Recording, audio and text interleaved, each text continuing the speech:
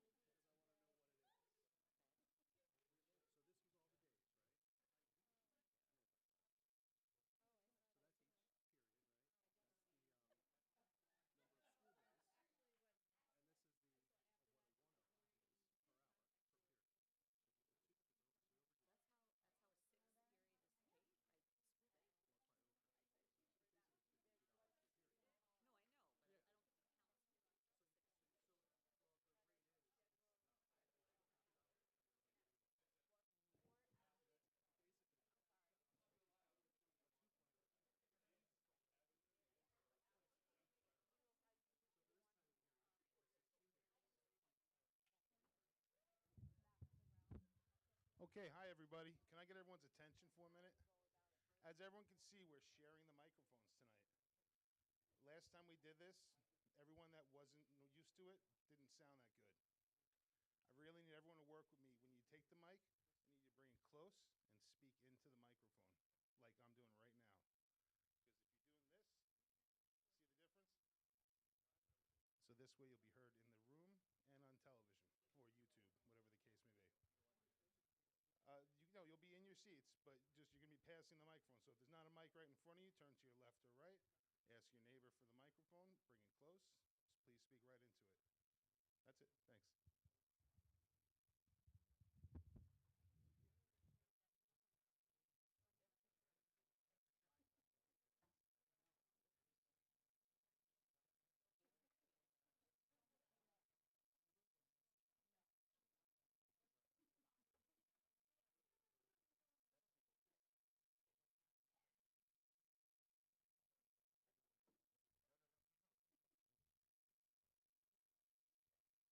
Thanks.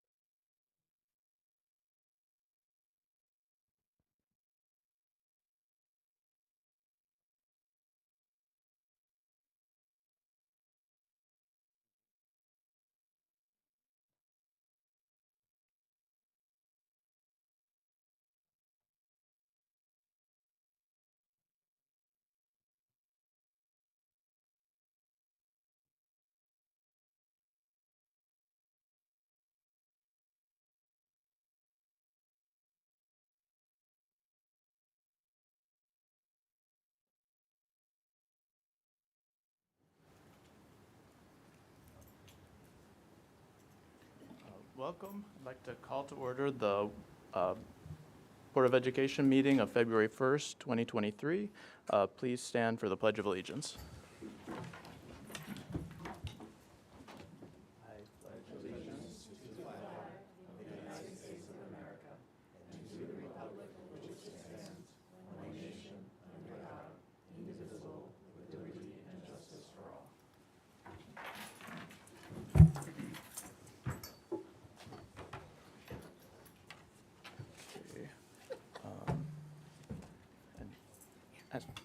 Mr. Rotu, reiterate the executive session motions. Yeah, we entered into executive session for the purpose of discussing the employment record of selected individuals.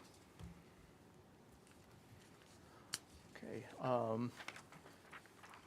The next item is opening remarks, and I'll just, without further ado, say welcome. Thank you all for your patience. I'm sorry we're running a few minutes behind. Really looking forward to hearing everybody and recognizing the successes of our students. And just remind everyone we're sharing microphones, so please pull your microphone close when you're speaking. Okay. Well, thank you so much. And I thank you to so many people for coming to be part of tonight's exciting discussion about the vision for Pelham Memorial High School. Thank you to all those who put the work and contributions and feedback and talents towards working together as a team. I look around and see these faculty members in particular who I know have dedicated hours and hours over the course of the last 6 to 8 months in speaking together, collaborating and working and coming to find those common through lines. We're really excited to hear about those. Before we go to the adults, though, we want to start by honoring the reason that all of us come to work each day, our students. So I'm going to move over to the other podium real quick so that Mr. Berkowitz can join me with some student recognitions as we start this evening.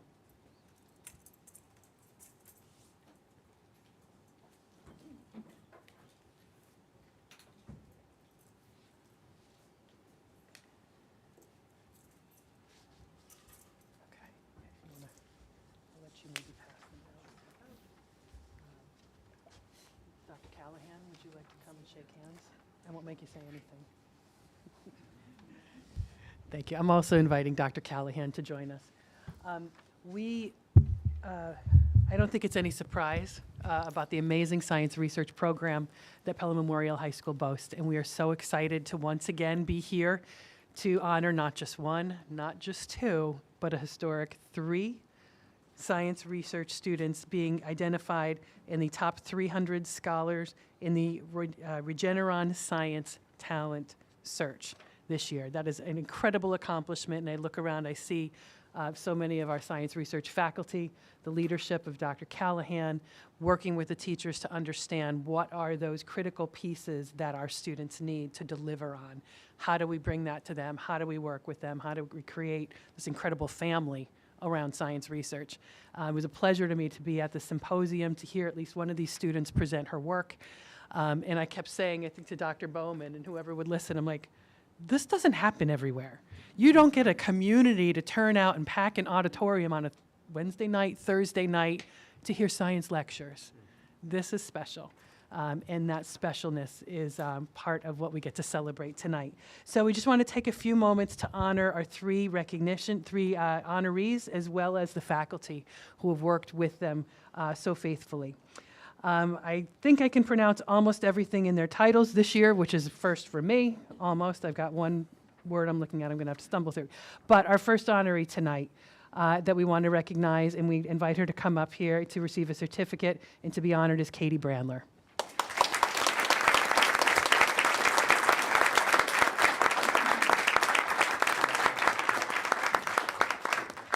And Katie, I believe, yes, Katie presented at the symposium on her work, the first report of marine debris as a dispersal vector for native and introduced species in the temperate Northwest Atlantic Ocean.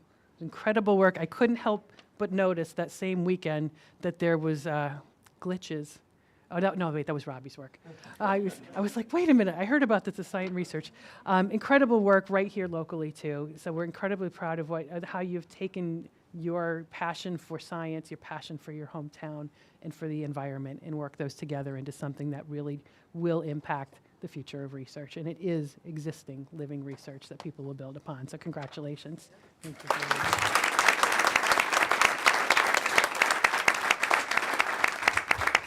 Next, I'd like to invite Leah Sherbansky to be honored.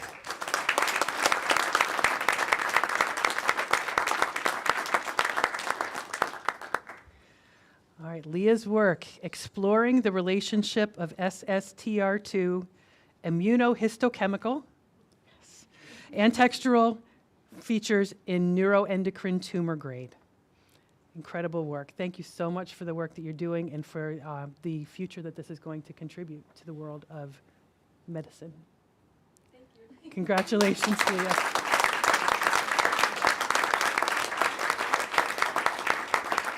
And finally, our third winner, Emma Van Praag.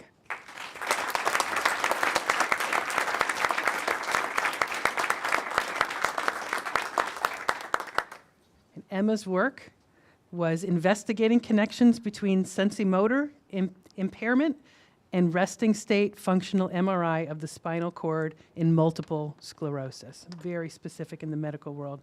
So congratulations on that work. And I have to add, I had the pleasure of working with both Leah and Emma on interview committees back in the summer, and that was my introduction to getting to know the caliber of these two ladies, their thoughtfulness, their articulate abilities, and their real commitment to their community and their school. So to see them in this realm as well is just rounds out a beautiful picture of all that is the best of our students. So congratulations to all three of our students. Congratulations to your families.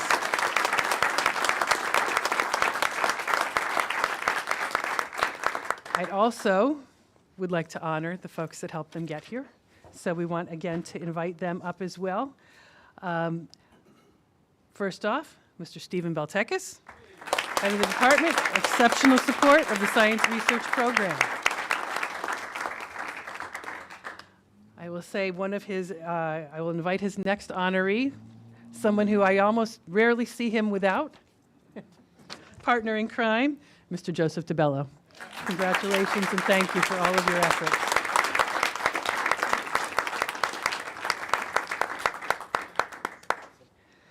And of course, our program would not be where it is without the seeds being planted in those early years. So I'd like to now invite up to honor Ms. Maria Buckley for her work planting the foundation that is science research. Thank you so much, Maria. And finally, the fearless leader of this incredible program, Dr. Callahan. Did y'all want to add anything? You don't have to. No. Okay. Thank you so much. I'm going to resume my seat over here. And actually, without any further ado, I'm going to pass the mic to the fearless leader of the high school. And again, I just want to thank everyone. Thank you for leading this work. Thank you for faculty, administrators who are here tonight to support and to be part of this and to be engaged in this conversation. New folks to the table. We're just excited to hear about the work that is going on in high school and what the future looks like. So thank you. Take it away. Congratulations to Katie and to Leah, and of course, Emma, I'm sorry.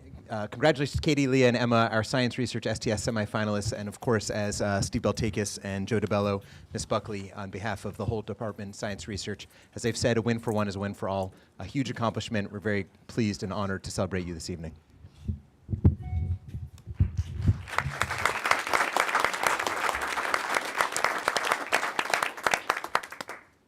Well, it's a great privilege, Dr. Champ, to be here with you and with the Board of Education and with our students and families and faculty.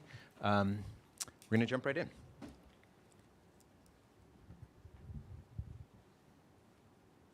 All right. Can you hear me? So as we know, for more than a century, Pelham Memorial High School has been recognized for its commitment to the high ideals of scholarship and service. That's actually a historic phrase. You can read about it from the class of 1939. But it stands a testament of time, that scholarship and service is at the core of who we are as a school community and have been for decades. As we've gathered as a community of teachers and leaders and administrators, along with the stakeholder research that I've been involved with, meeting with various constituent groups over the years, It remains true that we are steadfast in our commitment to excellence, inspired by tradition, and certainly empowered through community and community support. We think about Pelham Memorial High School. We've just heard 3 wonderful examples from Katie and from Leah and from Emma about their work. It is inspirational work. Their creative process in science research has been award-winning. And of course, the work is not just for them in their research process. Ultimately, it's to serve a wider community. So you have an example front and center about how the work that we do is anchored in 3 tenets of inspiration, creative acts, and acts of research and academics that are meaningful, and service.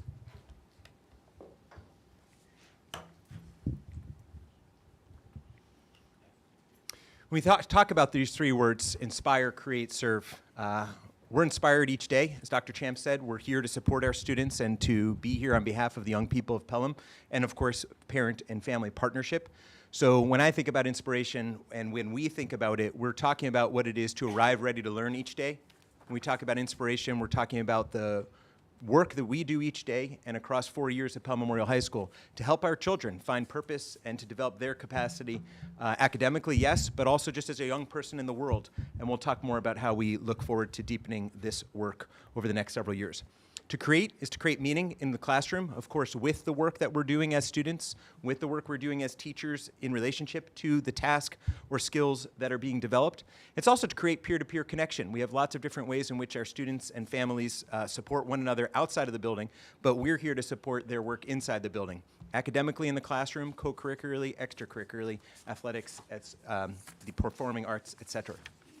Service is at the core of our building. As you know, it is a special school that has a memorial inserted into its name. It is Pelham Memorial High School, and it's worth pausing for the moment to remember that by Board of Education edict, when the building was opened, those words in our auditorium, honor here the ideals for which they fought, very much remains part of our purpose, and as we continue to visualize the future of Pelham Memorial High School, an important contribution for us to bring back to the community.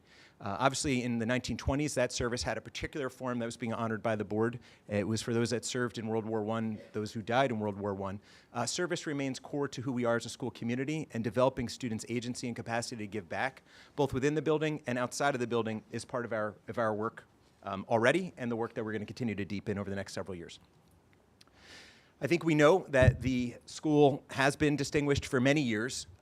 Recently and in the future, we will talk about some of those specific accomplishments, but let's remind ourselves first and foremost, as we just have, that we have an incredible student body, and we are privileged each day to support their growth individually and collectively. And so when we think about a high school that's distinguished, I want to begin by saying we're here to serve our students and, of course, in partnership with families. We have an incredible teaching team. Some of our teachers are here tonight. They are incredibly talented because they are discipline-specific experts. They also work very well with children. And when you have the capacity of students to bring their inspiration and their passion for their discipline and to bring it into the classroom and to the co-curricular activities, extracurricular activities, athletics, performing arts, etc., it is a special school that has not only content expertise, but that human touch. As we've heard just now, our programs are award-winning, academically, athletically, extracurricularly, co-curricularly. I'll give some of those accolades tonight, but others have been presented to our board in writing. We certainly give a shout out every year at through the press, through the local media, but also at graduation when we celebrate the particular accolades and achievements of our students in the graduating class. As we've discussed, and although we're in the middle school right now, we are privileged to work in a building that's in its 101st year. This collegiate Gothic architecture is recognized for, again, being a physical embodiment of the scholastic tradition. You can walk through our halls and feel the inspiration of the Pelham community from the 1920s, the 1930s, all the decades that have allowed our school's physical plant to continue to honor the high ideals of scholarship and service.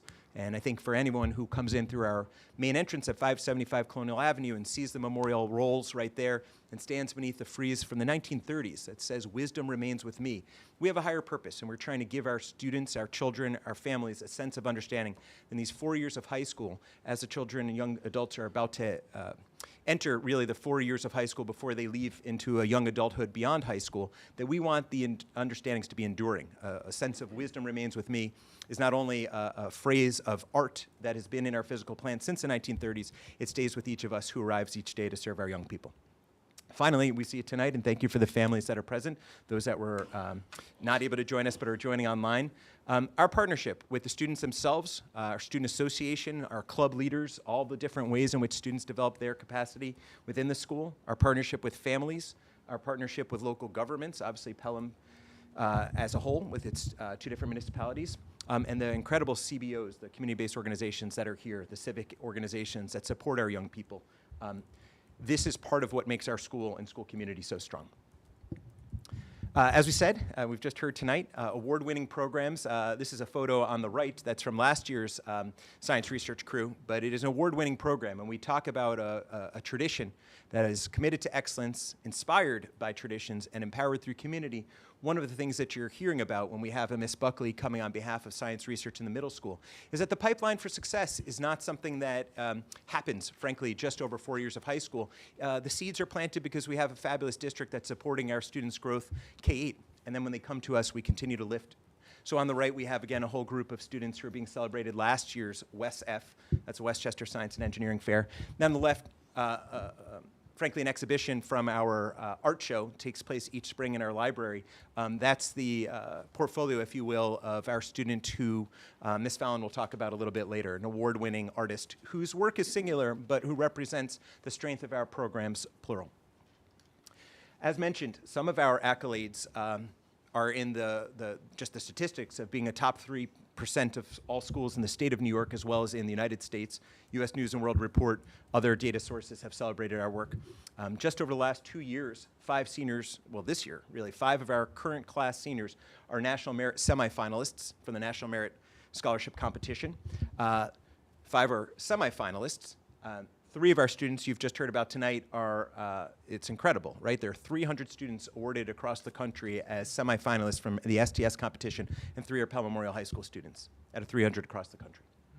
And of course, last year we were so privileged and proud to honor our Merit Scholarship, our National Merit Scholarship finalist, who is now presently a first-year student in college. These are just a handful of the accolades. In preparation for this, I had about 5 other slides, and this whole committee said, Mark, get it down to 1, okay? I was very proud. I was very proud of our accolades, okay? I just want to let you know. Okay, when we talk about who we want our students to be, again, and who they are, but what our work is to deepen it, we're building upon foundations that are already strong in Pelham. But it's our commitment. It is our commitment to make sure that our students are students of character. We want our students, and we create the conditions for our students to think deeply. A variety of different genres, a variety of different disciplines, but deep thought is an important part of our high school experience, frankly, any high school experience, but it's part of what it means to be a Pelham Memorial High School student, to think deeply. Communicating clearly, our STS, one of the reasons why our science research program and other programs are so strong is that students are articulating across a variety of genres, and you'll hear all about that tonight from my colleagues. But communicating clearly in a variety of genres. The written form, yes. The public forum of speaking, yes. Speaking in languages other than English, yes. All the different ways in which clear communication is part of one's growth. This is very important for us in our sense of developing students' character. We've said it, I'm going to continue to say it, I'm going to say it several more times tonight. This act of service really matters. When you have young people given the opportunity to demonstrate their skills and their capacity, both within the building but outside the building, it builds something in them, and it develops a sense of their capacity to not only be a young adult who is a student, sometimes perceived by young people as a consumer, but also a young person who has a lot to give, a creator. We want our students to graduate with purpose, and so many of our students do, that they have plans that are not just, I want to go to college, but the why has been filled out. Here's what I look forward to doing in college, university. Sometimes our students are pursuing paths that do not begin immediately with college or university or at all. We want them to be young adults who graduate with purpose. We'll talk more about that as well. Some of the ways in which we are committed already doing this work, but will continue to do this work to develop their capacity, is through what we affectionately refer to as the habits of academic and personal achievement. And when I call it an affectionate term, I do mean that if you surveyed our students, I don't know that this vocabulary is in their vocabulary yet, but the habits that we're about to talk about very much are. So I'm categorizing this tonight as habits, and we are of habits of academic and personal achievement. That's part of our vision to make sure it's truly understood. But you'll hear about how these habits are already part of our community. And part of our goal, part of our vision is to make sure that that connective tissue is fully understood and realized. Because when you can call upon metacognitive thoughts for students as they approach a problem, common strategies, they can solve any problem. They do it already, but it'll be added value as we prepare them to enter the world beyond Pelham Memorial High School. So let's talk about those habits. And I'm grateful for Ms. Sabia. Thank you for being here. I'm grateful for Mr. Llewellyn. Thank you for being here. I'm grateful for everyone who's here. But I'm pointing now towards our middle school colleagues who really introduced this concept of Pelham Pride well before our students come to high school. This concept actually wasn't part of my leadership over the last 2 years. We've brought it back this year, and we've brought it back in such a way that our teachers in the classrooms are shouting out students for being exemplars of this acronym, Pelham Pride. It's not just school spirit, right? We're talking about what it is to arrive ready to learn each day. What does it mean to prepare as a student and as a community member?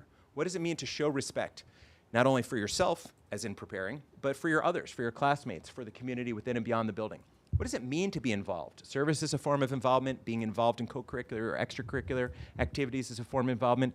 Being part of a team is a form of involvement. There's lots of different ways to be involved, and we want to make sure that students are finding the right path for them. Determined is a really important term for high school students to learn. The work gets hard. It's hard for a number of reasons, and we want to make sure that we're supporting our students, and we will talk about that tonight. We also want to make sure that they feel purposeful, that they have an understanding of short-term, long-term goals. And being determined not only means to focus on how do I resolve or work through whatever the challenge is, academically, socially, et cetera, but also to be resourceful, to be determined to know, and we talked about it today during our grade-wide assemblies, that being determined is not actually going alone, right? It means calling upon the range of supports we have in the building. Sometimes friends, yes. Certainly trusted adults, absolutely. Counseling departments, social workers, family and friends, for sure.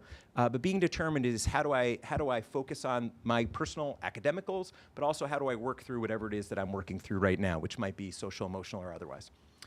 And you'll be hearing tonight about how we as a community are focused on excellence. Certainly tonight's presentation to our 3 students on behalf of Science Research at Large is, for lack of a better term, an objective standard of excellence. We want to make sure that our students at large, no matter what their starting point, no matter what their co-curricular, extracurricular activities, are seeing excellence as part of a journey, right? A journey that's habit-driven and process-driven. And my colleagues tonight from the classrooms will be talking about that. In our courses and in our learning experiences, I'm talking about habits. We're talking about habits of academic achievement that give our students strategies for approaching problems. Frankly, and for what it's worth, tonight I'm trying to model all of these right now.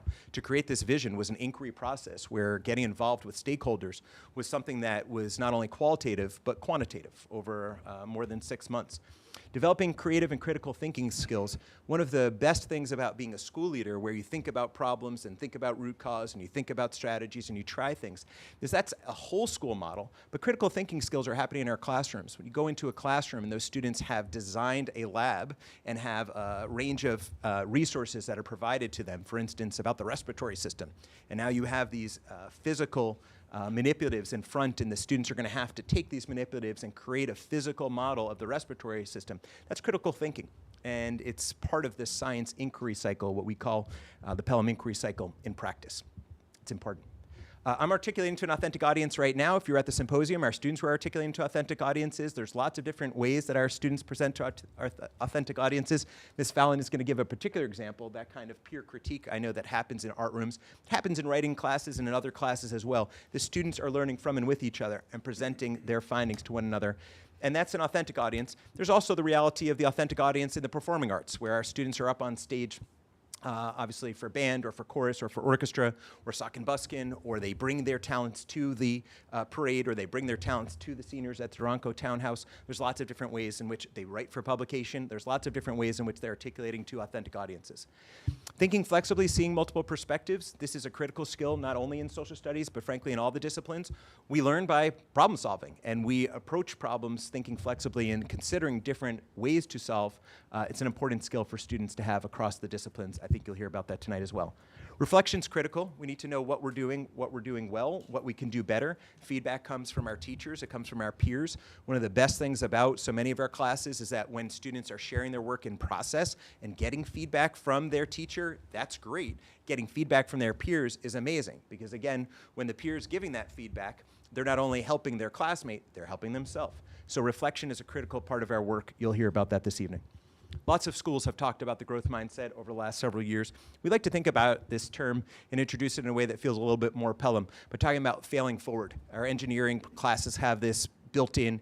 Our art classes have this built in. Our music classes have this built in. All the disciplines have it built in. The concept is not that you're going to be perfect. It's why it's a habit. It's a process. The concept is, with the reflection, with the feedback, how do we get stronger still? So it's not that I failed. It's that I haven't mastered it yet. And what's my next move as a learner? And how do we help our young people learn to do that? Establishing discipline-specific skills. You'll walk through our classrooms now. We're going to continue to try to strengthen the through lines of all these skills to make sure that the students understand exactly how they are happening across the disciplines. But you walk across and our teachers are modeling the genre or skills of the discipline. And when you have common vocabulary about the writing process and the editing process and the presentation process and the ways to give feedback and the ways to stay positive as you fail forward, these things become a through line. And we'll talk about that. But the point I'm trying to make is, it is sometimes hard for a parent to see the connection between the 9th grade year and the 12th grade year. But when you have habits that are common, suddenly those classes are actually not so different, right? There is obviously a developmental shift and a content-specific shift, but there are habits that are connecting them together. And of course, as discussed, engaging the community within and beyond. When our students are competing, when our students are writing for publication, when our students are bringing their talents outside of the building, they are engaging the community beyond. And when they are helping one another, peer leadership is going to be talked about, but peer tutoring is also part of the work, classroom work and partnership, engaging the community within and beyond. I've talked a lot right now, and I am so privileged to have this whole team that is to my left. And the way that we'd like to share with you about where we are and also where we're going is for me to pass the mic so that you can hear from my colleagues to the left one or two examples about excellence as a habit or a process in their particular discipline. And so I'm going to step down for a moment and pass the mic over to my esteemed colleague, Ms. Elizabeth Caparata, on behalf of World Languages. And when our colleagues are done with their brief presentation, I'll come back up. Ms. Caparata. Perfect. Thank you, Mark. Good evening, everyone. I'm Liz Caparata, and I teach Italian in both the middle and the high school. I've had the privilege of working in Pelham for 22 years, and I'm happy to be here tonight to speak about our wonderful students and some of the activities they engage in throughout their language studies that demonstrate the habits of academic and personal achievement mentioned earlier by Mr. Berkowitz. From the moment students enter the language program in 6th grade, they engage with the cultures of the countries where the language of study is spoken. They learn to make cross-cultural comparisons and connections and learn to take risks speaking their language of study while also developing their listening, reading, and writing skills along the way.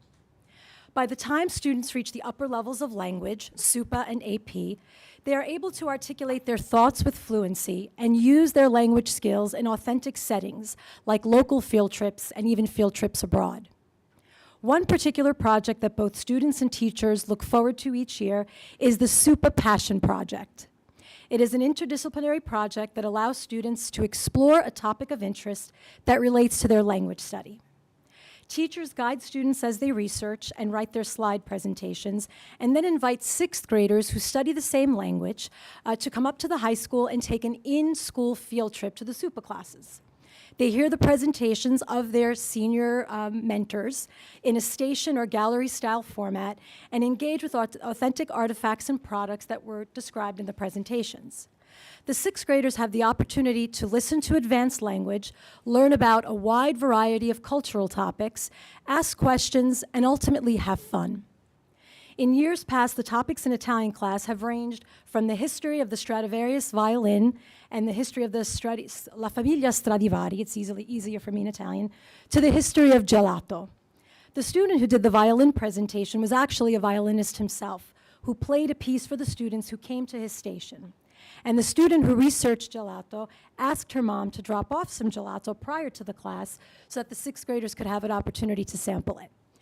Needless to say, the gelato presentation was a hit. Well, with this project, the seniors have the opportunity to really indulge their curiosities and show off their language skills to a younger audience that aspires to achieve the same level of fluency. As teachers, it gives us tremendous satisfaction to see the linguistic growth in the SUPA students and the admiration and ambition in the eyes of the 6th graders who participate. The World Language Department is proud of the students who go beyond their required language courses and challenge themselves to become true global citizens. Thank you.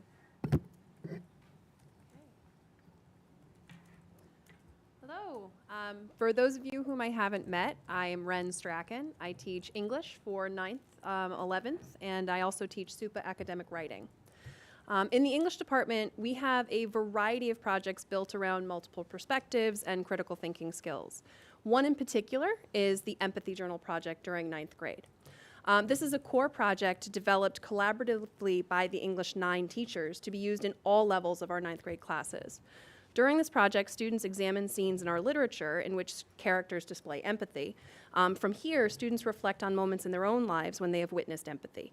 As English is reading and writing, we finish this process by asking students to write about those moments. This particular project is a way for students to observe the community around them, determine their place in it, and practice ways to improve it. So jumping right to 12. One of our 12th grade senior elective English options, of which there are 7, by the way, we have 7 senior electives for English, is the Syracuse University Advanced Writing course. So with that course, students are dual enrolled in a credit granting program about academic writing. So throughout the year, students explore genre features of published writing for the purpose of mimicking and then breaking those genre features in their own writing. Students spend an argument piece examining representation in published media. They then become an authority on their desired topic to craft their own argument project. They reflect on this process throughout the year with their peers, with their teachers, and grow from there. That's just a sample of the targets that we work on for exploring writing for authentic audiences. And those are just 2 programs in the English curriculum. I can't even begin to pull apart the impact of our extracurricular humanities programs. I'll keep you here all night if I try. But to significantly abbreviate, our faculty enriches student experience through Sock and Buskin, through Forensic Speech, Door Magazine, Young Playwrights Festival, and the Pelham. All of these provide students with opportunities to grow creatively, to connect with the world outside of our walls, and to build their peer communities and leadership skills.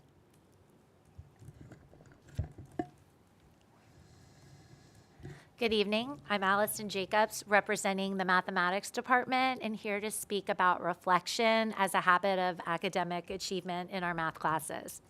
We have repeated discussions in the math department about the importance of students as reflective learners, learners that critically analyze their work. We offer several opportunities in our courses for journal entries and journal entries and questionnaires and exit tickets, to just name a few. Tonight, I'd like to elaborate on a reflective exercise that's covered in some of our math classes called assessment, corrections, and reflections. And when students get back their work, a graded assessment, they are asked to do a mathematical correction from the point the error occurred straight through to show that they can arrive at the correct answer. This is a completion grade, and they can use their notes and other students who got the question correct for help. But what accompanies that mathematical correction is a reflection piece. And the students are asked to reflect on their error. Why did they make the error in the first place? They're asked to be specific. Was the error careless or conceptual? Was it a time issue? Did they not study the concept well enough? In some cases, students will reflect that something was going on in their personal life and they weren't even mentally there in class. We've had a whole bunch of different reflections, and I just brought one to share briefly. This is from a student in an Algebra 2 honors class, and after making the mathematical correction, the student wrote, "The mistake I made on number 2 was a factoring error. I factored the sum of 2 perfect squares thinking it was the difference of 2 perfect squares. I've never made this mistake before in practice. I was rushing in order to complete the earlier problems in anticipation of the upcoming harder ones. This does not reflect my understanding of material in the unit and my knowledge that the sum of 2 perfect squares can't be factorable." They're not always that lengthy, but that was a good one, so I read it. But by completing the reflection portion of this assignment, students can develop greater self-awareness, identify gaps in their learning, recognize specific types of mistakes they've made, so hopefully not to make them in the future. Our reflective practices vary by grade level and by course level, but in all cases, it opens up a sometimes much needed discussion between the teacher and the student. Our hope is that these reflective practices that we use will become self-initiated by the students moving on throughout their education and even after they graduate from Pelham. So thank you. Hello, my name is James Rogers. Am I close enough? My name is James Rogers, and I'm representing the technology department. In technology, we believe you achieve excellence through perseverance. The engineering classes we run are a wonderfully inclusive model where students with special academic needs are integrated with our honors and AP students. So they're able to work collaboratively to solve problems like bridge building, machine learning. We're currently working to design 3D modeled prosthetic fingers that students without hands could wind up using. And they apply the Pelham inquiry cycle to constantly design, test, reevaluate their plans. And as we're constantly reiterating to them, as Thomas Edison said, I have not failed. I've just found 10,000 ways that won't work. And we're just maintaining that mindset. If you've learned something, you've moved yourself forward, that's fantastic. In AP Computer Science, I'm a big proponent of reminding the students that every software has a trial beta version so they can crowdsource issues. Nothing's ever coded perfectly the first time, ever. Flaws are part of the process. That's how we become better. The students are becoming much less frantic about getting error messages when they're trying to compile their code. They're taking them as learning tools, they're embracing them, and they're becoming better coders because of it. And it's just great to see the students persevering to achieve their end goals. All right, awesome. Hello, everybody. My name is Garrett Johnson. I'm here on behalf of the Special Education Department. I teach 9th grade Regents as well as co-taught living environment. So some of what I'm going to be talking about does have a more like science-centric mindset. But in terms of some of the habits that were mentioned on the previous slide, two that come to mind are the ideas of like failing forward as well as seeing multiple perspectives. In terms of like how I'm noticing this in my classrooms, I think back to like some of the inquiry labs as well as inquiry activities that we end up completing, one of which I know Mr. Berkowitz mentioned. We have a respiratory model building activity, but we also do things like digestive demonstrations as well as DNA structure building, where students are given a problem and not much guidelines in terms of how to solve that problem. So we're really challenging them to inquire and being okay with being in a state of disequilibrium, not really being sure what the end goal is, but understanding that this journey is going to allow them to persevere, to understand how to complete a task. And having that inquiry mindset, this idea that it's okay to fail as long as I'm working towards a goal, is huge, especially thinking about some of the challenges that our students face that often do face setbacks. I think that idea of failing forward and promoting that idea that it's okay to fail as long as you're working towards an end goal is super important. And then another piece that I think is super important in terms of our special ed department is their involvement in the community, not just within the Pelham community in our high school, but also within the community as a whole with the towns of Pelham. So I see this a lot with our TSP as well as our foundations programs. We as a staff get these emails at the beginning of weeks or beginning of days about our afternoon pick-me-ups that Mike Salazzo sends out, where he has students from his program actually come around at the end of the day with whether it's hot chocolate or coffee or tea to the staff, and getting his students that aren't typically involved in the so-called like day-to-day that some of our students are typically involved in, but getting them out in that community and having the students engage with them, whether it's giving them a fist bump in the hallway, whatever it might be. It's really powerful seeing them, and I think of 3 students in particular that are actually involved in Rogers, his engineering program as well. It's super cool to see these kids involved in the community.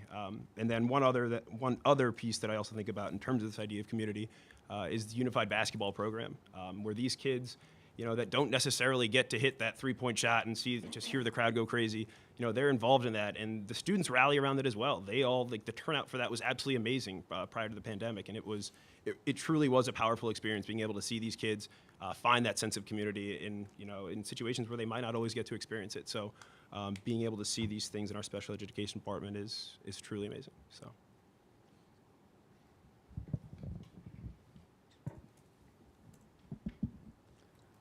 Hi, I'm Jeanette Connolly, the coordinator of the Pelham Bridge Academy. The Bridge Academy is a small alternative program within the larger Pelham High School community. Our strength and success comes from acceptance of all students and giving them a learning environment that they can thrive both academically and socially. Our family atmosphere can be seen throughout the year, not only in the classroom, but outside of the school building. In addition, we give back to numerous organizations, and we stress the importance of serving the Pelham community in any way we can. Our goal for the Bridge Academy students is to make our students functioning adults so they may go on and achieve any goal they have after leaving Pelham Memorial High School.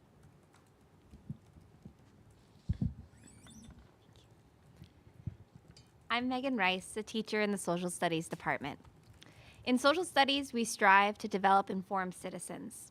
Through the study of the past, we seek to connect current events and issues to their historical roots. Whether it is understanding the foundational roots of American ideals, considering the geopolitical basis for contemporary conflict, or investigating how the world interacts as it does, each day in our classes, we seek to connect our community, local, and global issues to the past. Furthermore, we want to develop deep thinkers and flexible students. As informed citizens, we all must be able to consider multiple perspectives to navigate our community. This is a skill directly taught within our courses through close analysis of a variety of sources. We consider maps, charts, legal documents, historical narratives, data and graphs, speeches, and letters. We consider bias and reliability, the purpose the document serves, and the intended audience. We daily introduce media literacy with the hope that it can translate to our students being critical thinkers when they consume the variety of media, legal texts, and data in their future. We also try to create space in our classrooms where students can practice civil discourse, understanding the many points of view and experiences individuals may have, the multiple cultural perspectives in our classroom alone. We hold space for conversations about a variety of subjects and model a way to have conversations that extend our understanding of ourselves and the world around us. In addition, a key benchmark in each year of our high school social studies involves research. More and more often, we need to know how to ask good questions. With the internet at our fingertips, the specific name of a person or a date do not matter as much as the ability to know what to ask. Research teaches students how to ask the right questions and then how to pull the needed important information, make sense of it, and make meaning. In addition to the Social Studies Department, I also oversee our Student Association and school activities, along with Nicole Marasek. Our student involvement in clubs and activities is yet another way our school creates civic-mindedness and community involvement. All students can contribute in some way to our school community, and we pride ourselves in student-led initiatives such as Friday's Winter Semi-Formal or the upcoming Olympics. Clubs are all student-generated, and in order to be created, they are presented before our student government for final approval. We promote student voice through these organizations and encourage them to get involved to ensure that they find themselves authentically reflected in this building. Hi, is this on? Yes. Okay. I'm Devin Fallon. I'm here on behalf of the Visual Arts Department. We're a portfolio-based department, and something that we do that incorporates many of the things on the previous slide are our critiques. Towards the end of each project, students present their work, get feedback, and hopefully take the opportunity to make some needed revisions, in most cases, before turning it in. At our highest level, the students run the critiques, the AP classes. Each student comes up with a theme and then creates an in-depth body of work the rest of the year. But the critique is where they get feedback on how to improve how they're communicating those ideas. A theme might be body image. Last year, coming out of COVID, a student explored isolation versus finding happiness with others again. This year, we have someone showing what it's like to be trapped in a suburb. So it's quite a range. It's whatever the student's interested in and figuring out how to show those ideas in a way that people want to look at. That slide that Mr. Berkowitz showed before was a portfolio from last year that got a perfect score. And only 197 globally out of 38,000 portfolios got a perfect score. So that was a huge deal for us. All the artwork is displayed at our annual art exhibition, May 18th. Hope to see you all there.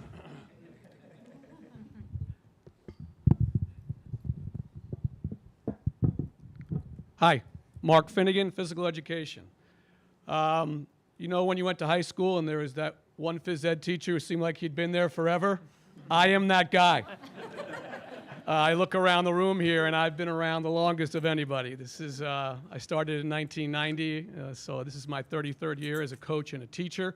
And I can honestly tell you that this is as outstanding a group of educators as I've ever been around, led by a principal who is focused and dedicated and willing to work with and grow with his faculty. So we're really proud of what we're accomplishing here. In phys ed, I wanted to highlight two areas. We're trying to provide our students with strategies to stay fit and healthy for a lifetime. And in our lifetime class, which we have two types of phys ed, we have lifetime and regular competitive phys ed, they do things like Pilates, kickboxing, and right now they're in a step aerobics unit. And not just are they learning these things for the rest of their life, they're also charged with designing a step aerobics routine. So we're trying to have them think critically as well and be creators of their own destinies, so to speak, in terms of their own health and well-being. In our competitive classes, which is our traditional phys ed, we also want our kids to think critically. And a couple of examples are we are playing doubles Foursquare now. You've all seen Foursquare, right, on the playground. We play doubles Foursquare with the international rules. Are there international rules, Mark? Yes, there are international rules. And in the international rules, you cannot spike the ball. Oh, yes. So you have to use, we call it your cunning and guile in order to move the ball around and to score points. We also, we're at the forefront. Everybody in the world's playing pickleball, right? We've been playing pickleball for 30 years in Pelham High School physical education. And what we want to teach our kids is to think strategically, not just hitting the ball back and forth. So we give strategies and ideas for how to win. We always want our kids to think critically. And the two most important things that we do, and we try to do every class, is we want to get the kids in there to elevate their heart rates and to get them moving around a little bit. And most importantly, in our school environment now that is so stressful, we want the kids to have fun. And we want to put them in situations where they're being with their friends, having some competition, but mostly having fun in a really stressful environment. And we hope we're doing that for all the kids.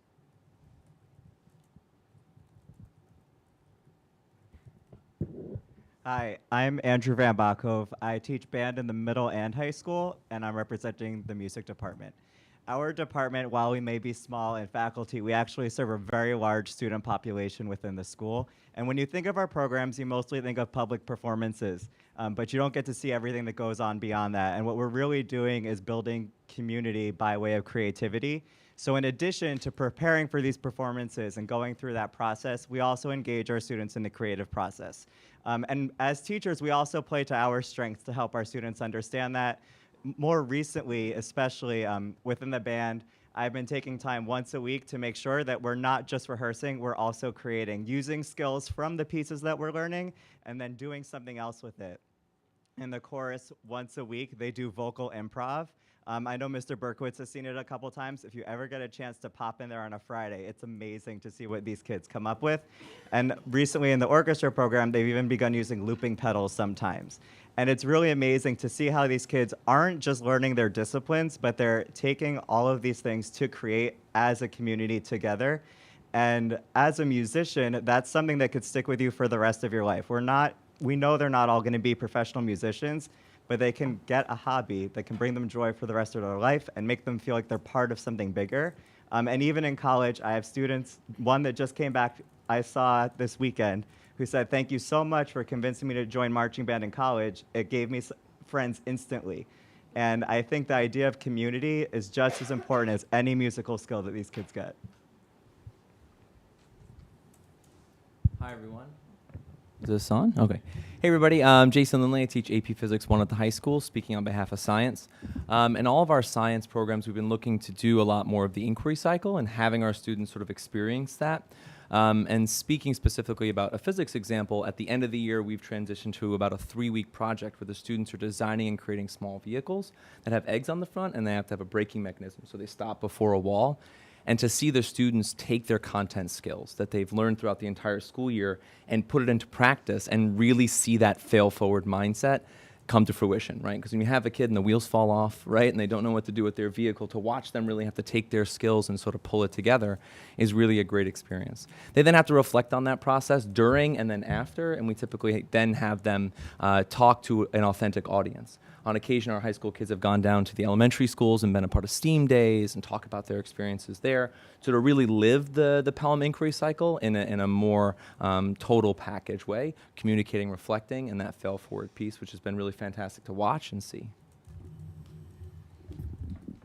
Hello, Stephen Baltegas, Science Research. I just wanted to jump in real quick as we're going to get ready to hear from counseling, that it's really important to understand when we're looking at those STS winners that's an 80-page application that embodies what our students are doing here in the high school. So when you're hearing everything that our amazing colleagues are talking about and our administrators are supporting us with, that's the reason everybody that's sitting here, everything that's happening in their experience here at Pelham Memorial High School is what has elevated us, together with the guidance of our writing through Dr. Callahan, who our science writing would not be where it is today. It's a culmination of all of that. So every time, and when we started this whole committee and we sat down for the first time, I know we were all very excited listening to each other, because it's just amazing as far as what we are doing in the classrooms, and to have the opportunity to listen to each other. I'm so proud not only to be on the faculty end of this, but to have students come through the school and still my own children in the school. It's just incredible to see. So I hope you're sharing in our excitement as representatives here of what's happening in all of our different disciplines, but it really puts that package that you saw in the three young ladies here earlier. It's what we do here at Pelham Memorial High School under the guidance of our administration. So congratulations to everybody, and thank you all for all the support that we give our kids. And counseling, as we jump into that one next, they also have 2 pages in that 80-page application that help us with as well. So thank you, counseling department. I'm Gene Farrell. I'm Director of Counseling, representing counseling. So a lot of the work that we do that we're probably most is at the forefront is the post-secondary planning and the college piece. But I would like to highlight not just that necessarily, but the things that are leading up to the college piece, so to speak. So currently right now we're running post-secondary planning meetings with every family in the junior year in the 11th grade. We are meeting with students whose needs, like today was great. I met with a student who was looking into sailing school, so that was an interesting thing that I need to learn for. Lots of science researchers supporting students with ESL. Whatever the needs are, we pride ourselves in being able to work with all different types of students, whatever their goals are. I have auto tech and science researcher and whatever it might be. Leading up to that, what we're really proud about is that when students come into us, they have had a background in career exploration as 10th graders.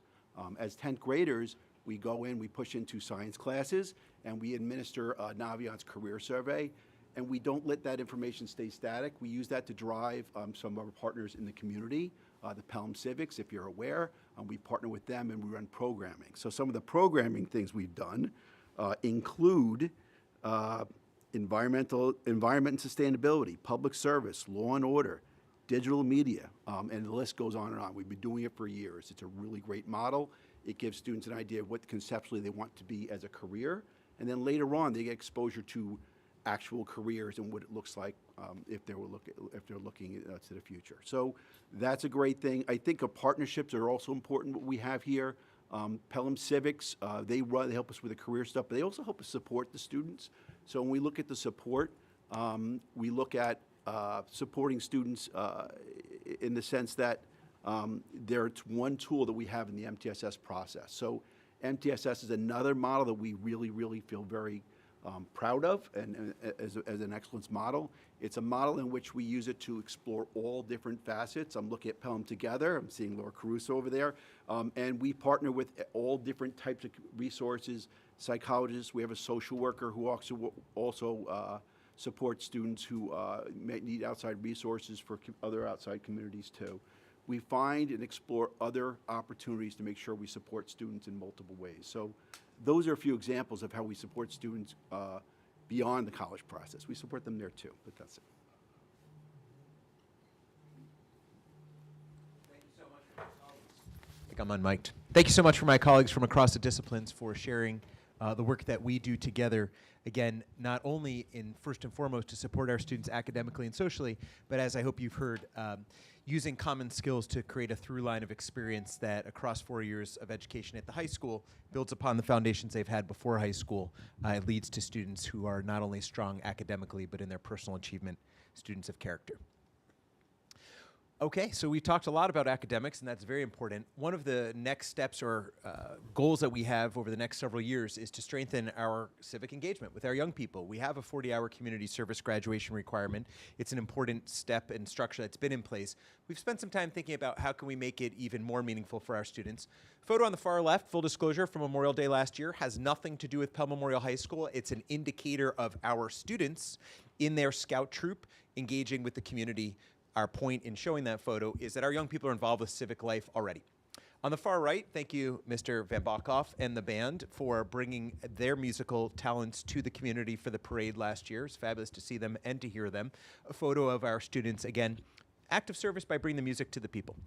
In the center is the seal of the state of New York, and also a fabulous seal that we're looking to put on transcripts next year for a cohort of students who are going to be involved in pursuing what's called the New York State Seal of Civic Readiness. If you're not familiar with the program, it's a credential that the state has given schools an opportunity to pursue. We're in the caretaking hands of Dr. Thompson, Ms. Rice, Mr. Sirico, and members of our social studies department to create an application right now so that we can bring some of the it's basically you have to demonstrate that you're providing students with a handful of experiences, and those are both in the classroom and outside of the classroom. So we're going to be piloting it next year with our AP government students and looking over 5 years' time to bring it to students of other courses as well. Very excited about bringing the New York State Seal of Civic Readiness as an opportunity for our students to not only pursue civic life within the building, but also outside of the building. Community Service Opportunities Fair, I'm very excited about this. We have a fabulous student-led clubs fair every fall. If you haven't seen it or heard about it, that's a chance for students to recruit members of the student body to join their particular club. It's occurred to us as a vision committee that we have all these amazing community-based organizations. Mr. Farrell's talked about two just now in his commentary about Pelham Civics, Pelham Together, other organizations.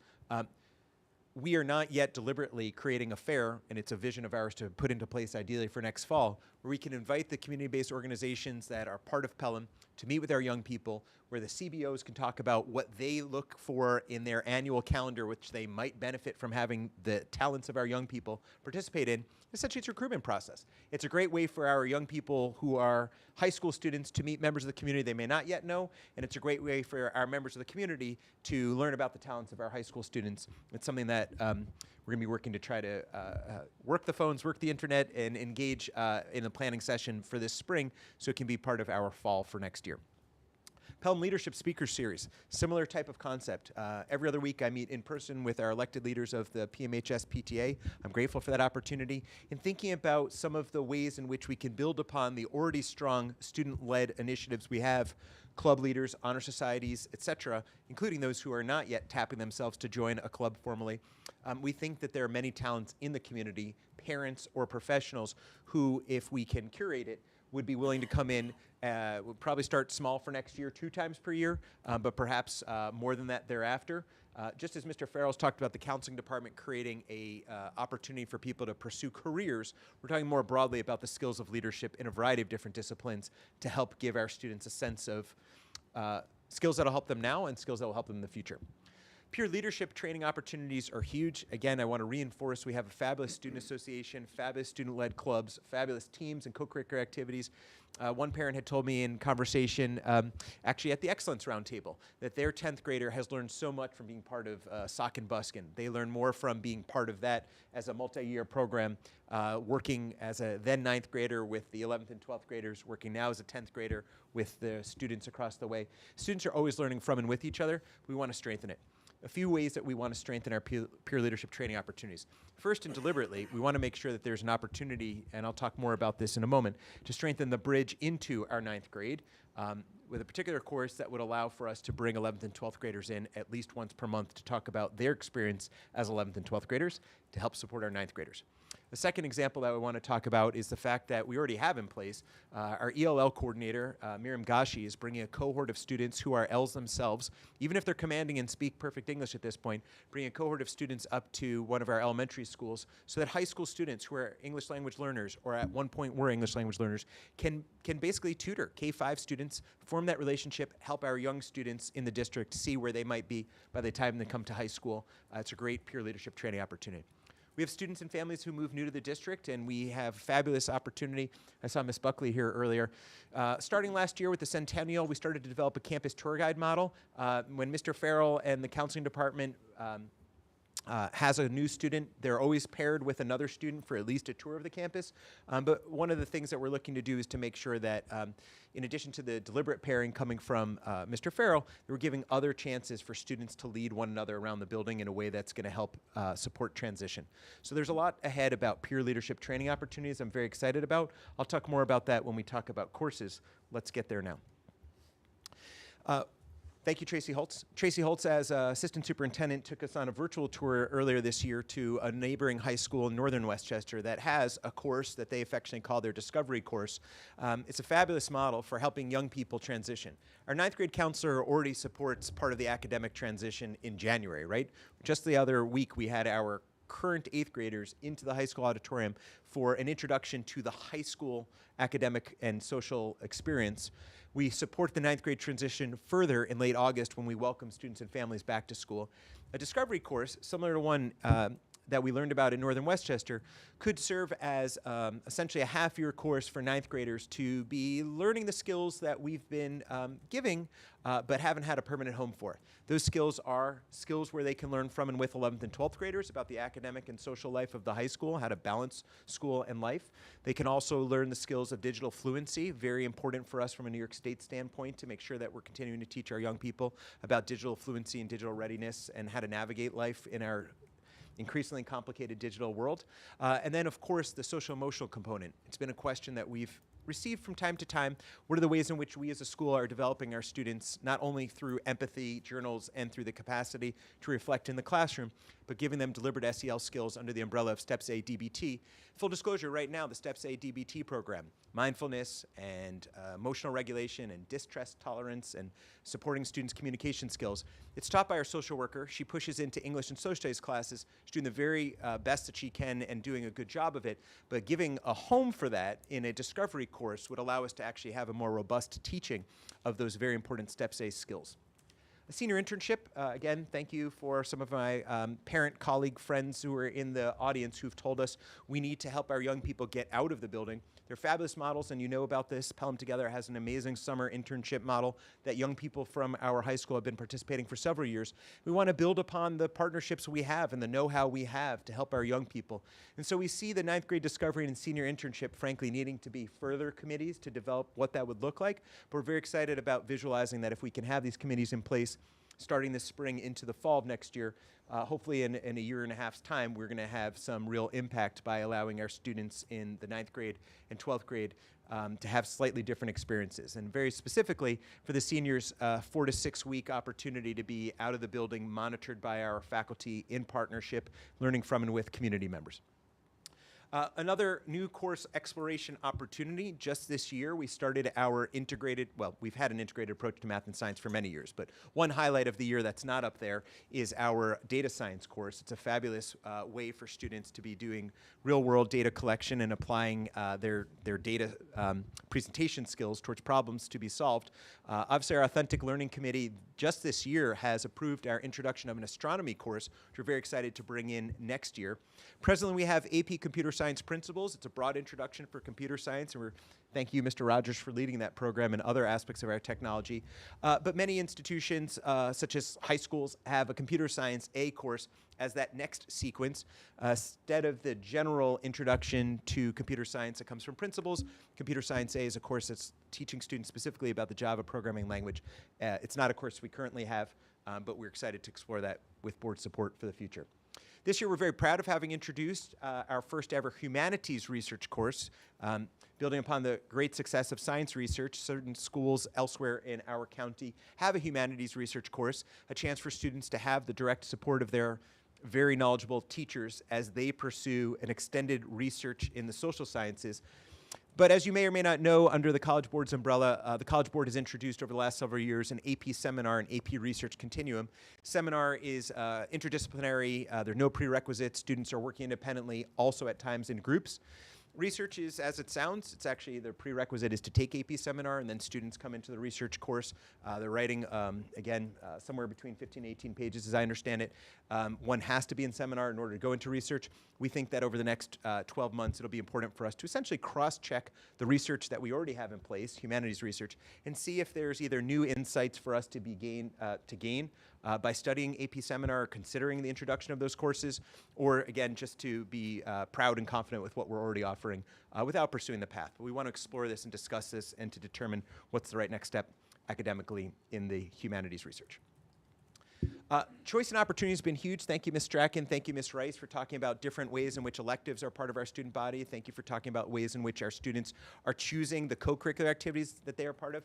We're so proud that our program, which has been built up over 20 years with community support, features 18 different advanced placement courses, 12 dual enrollment courses, numerous electives that aren't linked to universities, the bridge to have students who have just additional support for their path towards graduation, and BOCES, which I want to bring up because it's very important. I think the community should know, many of our families do know, others may not, that the Board of Cooperative Educational Services, county-run and state-run initiative. In Westchester County, the BOCES program takes place right near the Westchester County Community College campus. Students are participating in a half-year BOCES program, half-day BOCES program. They're either here in the morning and at BOCES in the afternoon, or at BOCES, or vice versa. And some of our students have thrived over the last several years in the cosmetology program, in the animal program, helping students who might be working with animals, in nursing assistant, law enforcement program. Just this year, I've had fabulous conversations with several students who are very passionate about their work in automotive trades, construction and plumbing, again, culinary arts, lots of different ways in which students can be pursuing the right path for them. These are several of the categories. We want to continue to promote student choice and opportunity, including through elective courses over the next several years. 21st century learning environment, we're sitting in a beautiful, obviously middle school library that has flex furniture right now. We have a vision that our science labs will continue to be evaluated for whether or not they can be renovated to meet the needs of the 21st century science classroom. STEM classrooms, so pleased and proud that our science research has come into its own classroom this year.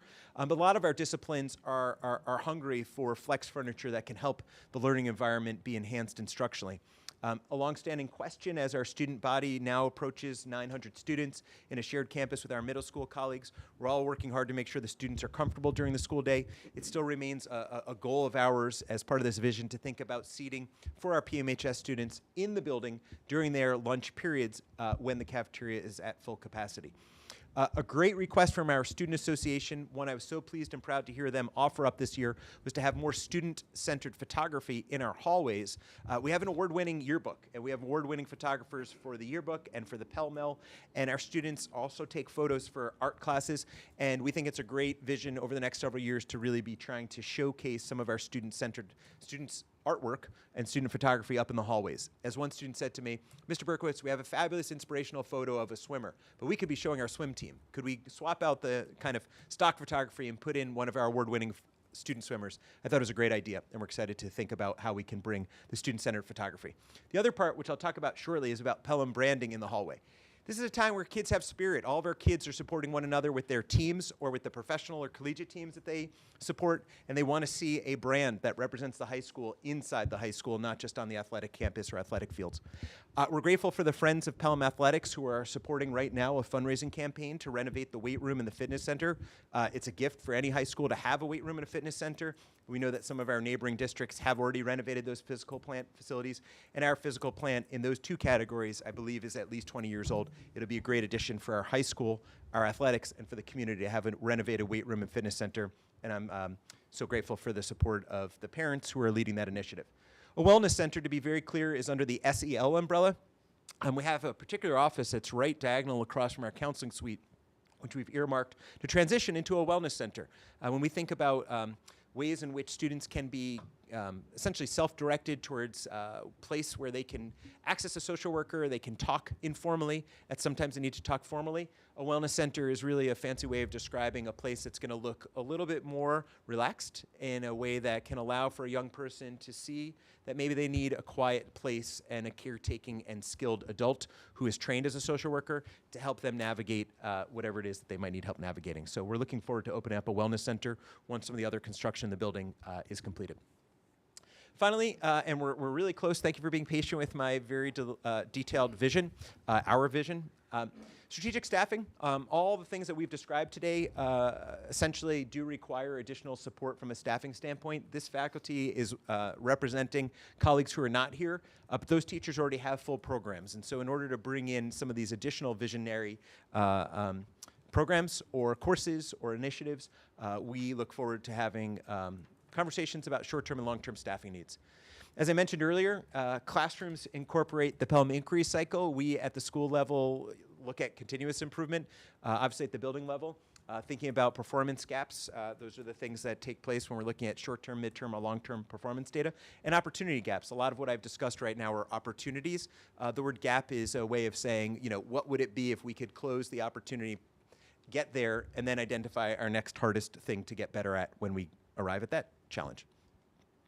Finally, I'm so excited. I'm a rah-rah guy. You may not know this. It's sometimes hard to tell. I looked at this team, I said, what do I wear tomorrow? Am I wearing a tie? Am I not wearing a tie? Am I wearing a sweatshirt? Am I not wearing a sweatshirt? I want to tell you very deliberately, I love our school colors. When I was appointed, I felt like I was bare until I got a hat. I wear that Pelham hat. I have many Pelham hats. My kids cannot believe how many Pelham sweatshirts I have. I'm just telling you, Dr. Thompson, I'm sorry.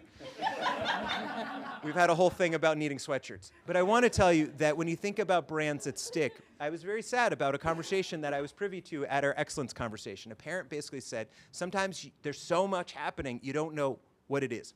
And I believe in schools. Collegiately, you can often visualize for me. If I told you about a particular maize and blue M, I'm probably, no disrespect to the University of Missouri, I'm probably talking about a Michigan M. If I told you about a few other logos, I could show it to you and everyone would know what it is. Sometimes I think we have so much branding, I'm not talking about athletics, let athletics be, that we have an opportunity to think about what would the visual representation of excellence inspired by tradition empowered through community look like. And that's a fun thing for us to engage with our students, with our faculty, with our families. And so a little bit light, but actually not at all. We want to be able to have a common vision and we want to have a common visual for that vision. And this is also part of our vision. Thank you so much for allowing me to share at length and for representing and welcoming our colleagues who've been part of this visioning committee. We now look forward to questions or discussion.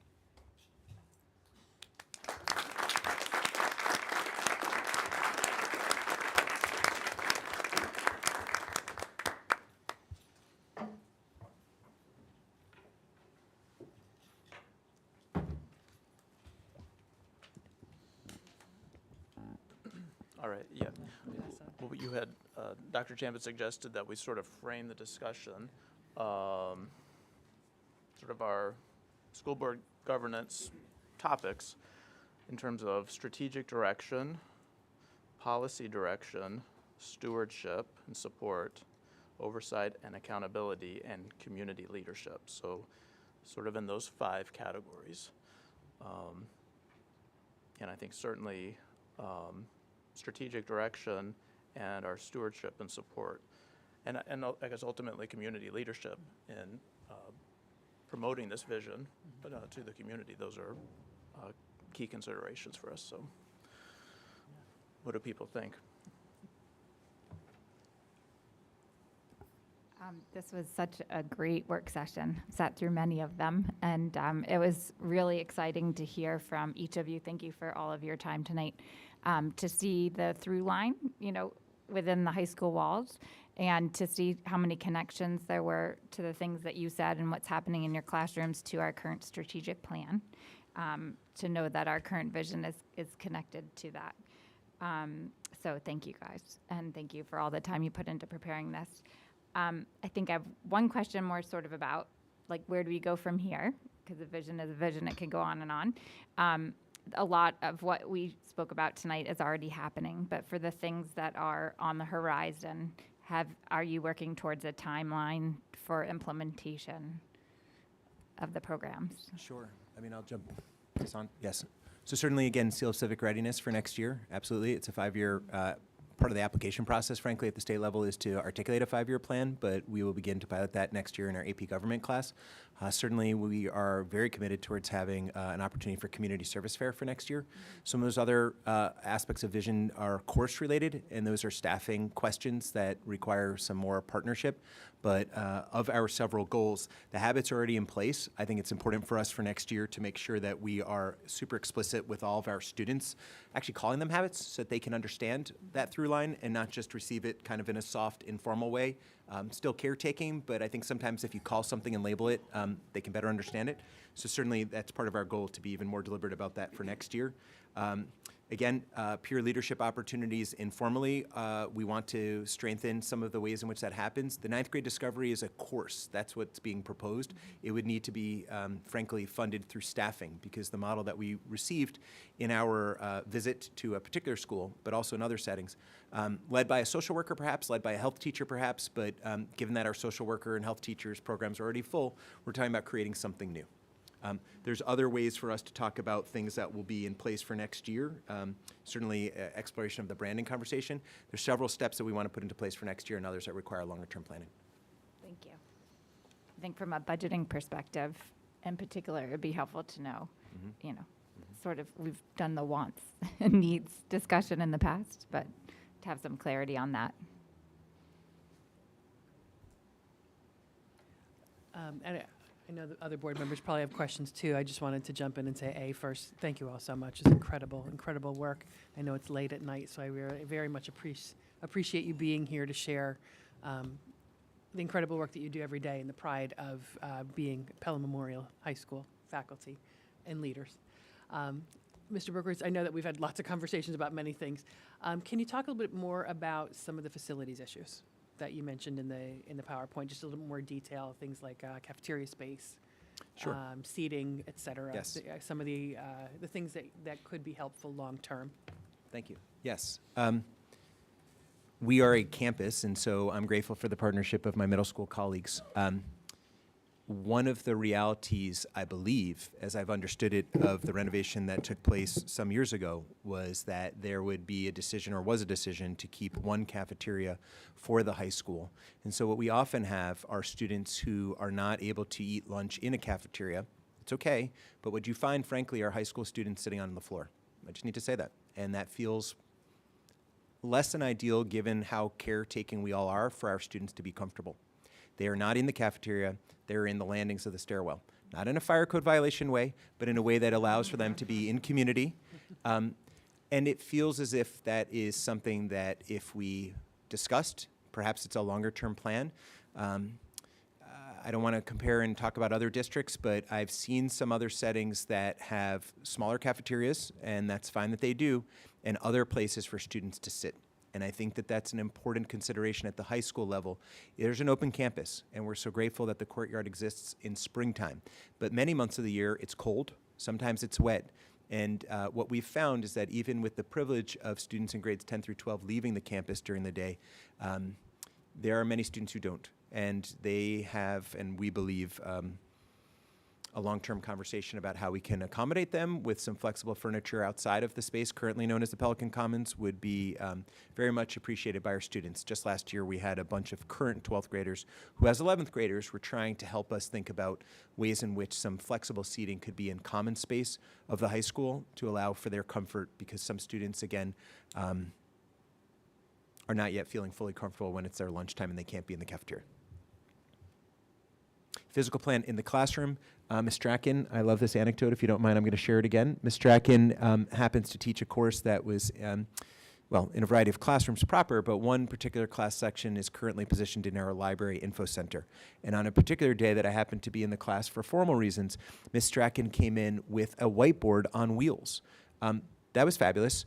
It was an example of flex furniture. And the reason why I'm sharing it in this particular moment is that just as we have this here, when you go into our high school classes that have flex furniture, they are using it in a variety of different ways to enhance whatever the lesson's instructional modality needs to be. Sometimes conversation, sometimes, again, small group work. Our kids are in chairs, and we're glad that they are. But there is something to be said about having form and function meet. And so we'd love to be planning deliberately with Dr. Bowman's office and with board support for an assessment about which classrooms need to have maybe a higher priority on the list to have flex furniture introduced, or elements of flex furniture. Thinking about the classroom proper and thinking about the common space proper are two priorities. We're certainly looking forward to the completion of construction that's underway, and that's going to allow some of the other spaces to open up a little bit. So, for instance, the Wellness Center is not yet in place because currently it's being used in one way, and once construction is completed, it'll be able to be used in a different way.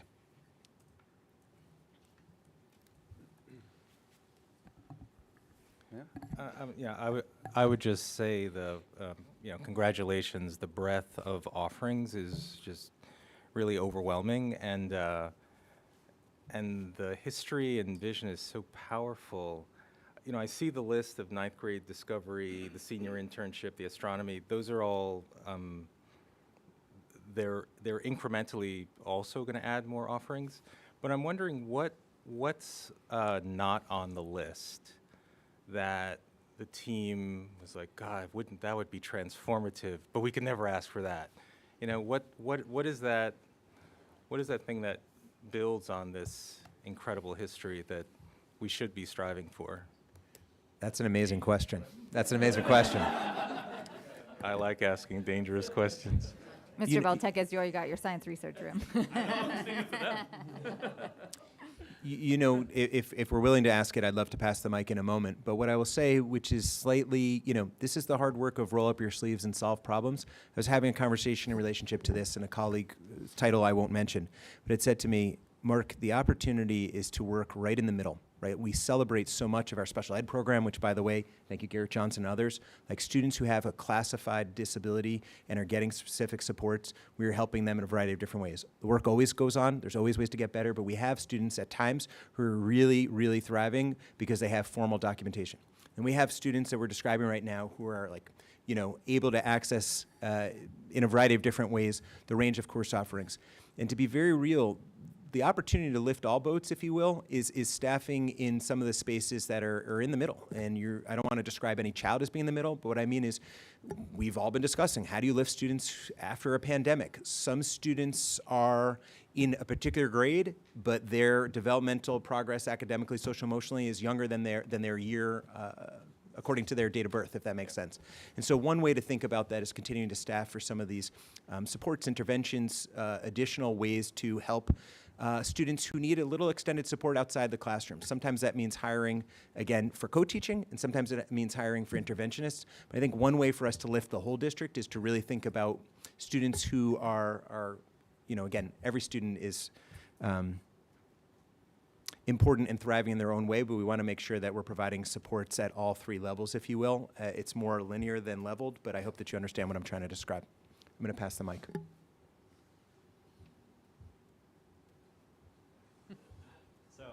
For me personally, in my department, we have in music across the district, we only have 7 teachers for this whole school district we do celebrate the arts. We love it. Our students would love to have more music choices on the secondary campus in general, but there's just not the staffing or space for it. It doesn't exist. And we serve hundreds of kids. And they're in very large ensembles, which are wonderful, but there's more to music than being in an ensemble. And also, we as teachers have other skills as musicians, have other skills we want to share with our students, but we don't have the facility or the people to really make it happen. And it's, again, like we've had this discussion with Dr. Champ and Dr. Bowman, like they're goals of ours that we really care about, because a lot of these students would also really thrive if they had opportunities to explore these things. So I think for me, that would be like on a big wish list, is just having another person and another room to do a little bit more. If you ask. Yeah. Social studies, we offer so many wonderful electives, and we are able to offer so many different choices. And the humanities research is a small example of something that really could be developed and fleshed out to be more similar to the science research program. One model that I would love to see implemented in my dreams would be at Byram Hills. They offer a really fantastic global citizen program. Global Scholars, that's what it's called. Thank you. And it's freshman, sophomore, junior, senior year, and it's actually collaborative with a history teacher, social studies teacher, an English teacher, and a foreign language teacher to really develop this global mindedness. It's mandatory that you learn a second language. You're connecting with partners from around the world. It's very active, collaborative work, really developing many different types of skills, and really embedded with the idea of research and taking what you're learning and applying it to the outer world. And something like that, it doesn't have to be that model, but something that we could really embrace the humanities and celebrate them and find ways to celebrate that world in the same kind of strategic way that our science right now is really excelling in, Mhm. I think would be wonderful and help make social studies and English and the other arts really applied and public. I'd love to see something like that develop. Yeah.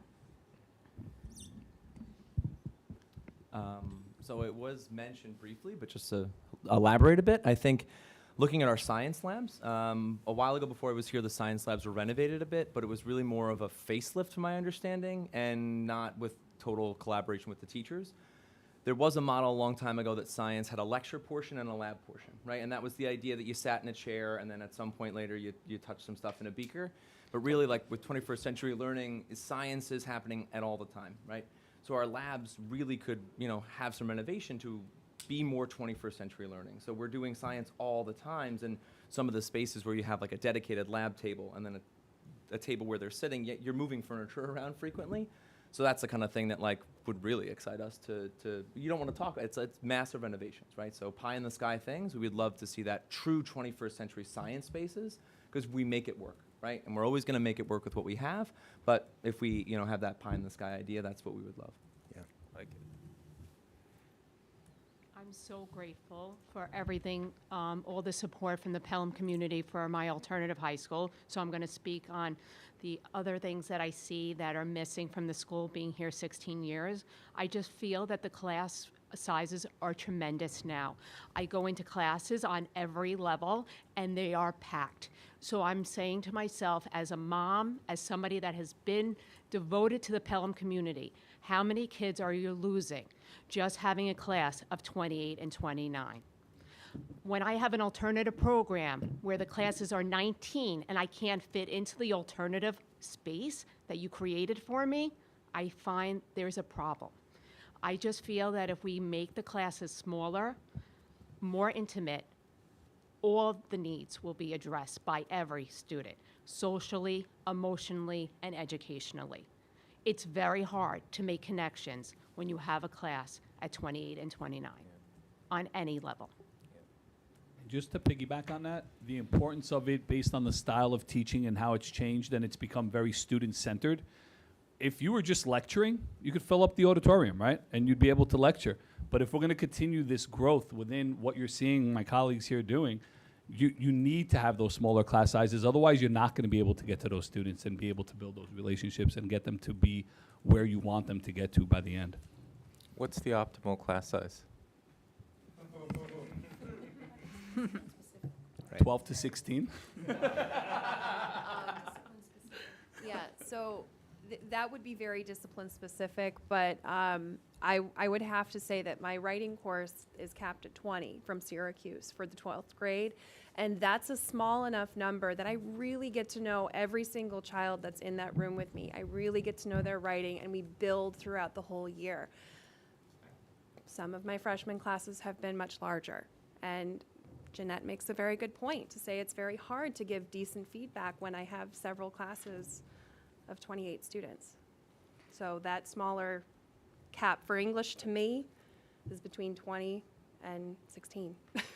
So a follow-up question, I think a lot about the presentations Dr. Garcia's given where authentic learning is about time and space, right? Mhm. And we've talked about the idea of looking at a new master schedule for the upper, 6 through 12, and then COVID happened. So some of that's rattling around in my mind as I'm hearing all of what's been spoken about tonight. So I'm just curious to know from the group if what Ms. Connolly is talking about is about the schedule, the space in the building, or both? Human resources. More about teachers, number of teachers. You have than- more staff, you can have smaller class size. Mhm. So it's not about, because I know when we studied the facility in the bond year, there was a lot of discussion around the room usage, and that's why we've done some of the work. And I know we solve for some of that, but not all of it. It's still a small building with more and more students each year. So, but you think in terms of resources, human resources, we could solve some of this more than space or a different schedule? I think all of the above, but I think that part of the reality is that these departments are offering above and beyond, essentially, to use the boxing term, we're punching well beyond your weight. Yeah. I know in terms of, I don't, is this on? Thank you. In terms of language instruction, it is difficult sometimes when the class sizes are large to dedicate enough time to each student so that the students have the opportunity to speak in the target language so that we can offer direct feedback. We do a lot of group work and paired activities, but now even since we no longer have a language lab where we could bring, to which we could bring students where they can interact with one another in a way that's a lot less stressful because they're not speaking in front of a larger group. Since we don't have that anymore, it has been increasingly more challenging in the classroom to allow them to engage with us one-on-one with language and learn from us and us learn from them.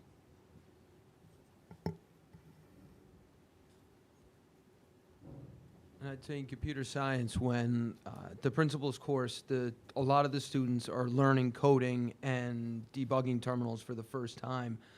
My classes of 26 and 28, it's very difficult when the majority of the students are looking at this going, what?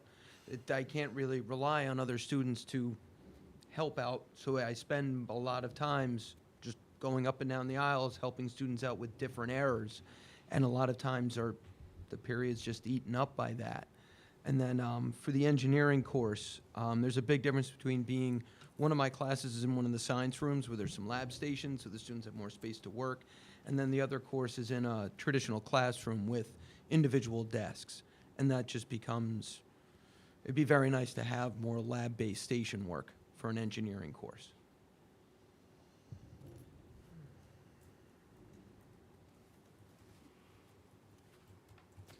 Okay.